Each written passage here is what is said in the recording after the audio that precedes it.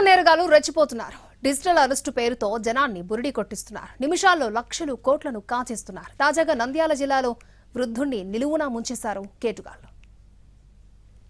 Nandyal SBI కాలనీలో retired ఉద్యోగి వేముల సుబ్రహ్మణ్యం శెట్టి ఉంటున్నారు. ఆరోగ్యం, ఇతర అవసరాల కోసం బ్యాంక్ ఖాతాలో భారీ మొత్తంలో డబ్బు ఉంచారు ఆయన. అయితే ఈ విషయాన్ని సైబర్ నేరగాళ్లు పసిగట్టేశారు. ఆ డబ్బును కాజేయడానికి డిజిటల్ అరెస్ట్ నాటకం ఆడారు. బెంగళూరులోని అశోక్ నగర్ పోలీస్ స్టేషన్కు చెందిన శివప్రసాద్ని మాట్లాడుతున్నాను అంటూ ఓ సైబర్ నేరగాడు ఫోన్ చేశాడు. మహిళలను వేధిస్తున్నారని, అశ్లీల వీడియోలు అప్లోడ్ చేస్తున్నారని, మీపై కేసులు నమోదయ్యాయంటూ బెదిరించాడు.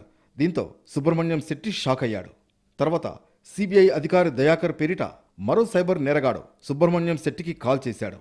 అంతర్జాతీయ డ్రగ్ డీలర్ సదాకత్ అలీఖాన్తో నీకు సంబంధాలు ఉన్నాయని బెదిరించాడు. దీంతో సుబ్రహ్మణ్యం శెట్టి మరింత భయపడిపోయాడు. డిజిటల్ అరెస్ట్ చేసి విచారిస్తామని, సుప్రీంకోర్టుకు హాజరు కావాల్సి ఉంటుందని సుబ్రహ్మణ్యం శెట్టిని బెదిరించారు సైబర్ నేరగాళ్లు.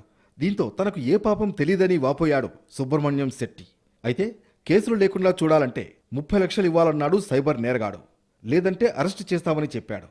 దీంతో వాళ్లు చెప్పిన బ్యాంక్ అకౌంట్లో 29 లక్షలు జమ చేశాడు సుబ్రహ్మణ్యం శెట్టి. తర్వాత దగ్గరలో ఉన్న పోలీస్ స్టేషన్ వద్దకు వెళ్లి తనతో పోలీస్ అధికారులను మాట్లాడించమని చెప్పాడు సైబర్ నేరగాడు. వెంటనే సమీపంలోని 2 టౌన్ పోలీస్ స్టేషన్కు వెళ్లి సీఐతో మాట్లాడించడానికి ప్రయత్నించాడు సుబ్రహ్మణ్యం శెట్టి. కానీ అప్పటికే సైబర్ నేరగాళ్ల ఫోన్ నెంబర్ పనిచేయలేదు. డిజిటల్ అరెస్టులు లేవని, ఇదంతా సైబర్ మోసగాళ్ల పనేనని పోలీసులు చెప్పే వరకు తాను మోసపోయినట్లు గుర్తించలేకపోయాడు సుబ్రహ్మణ్యం శెట్టి.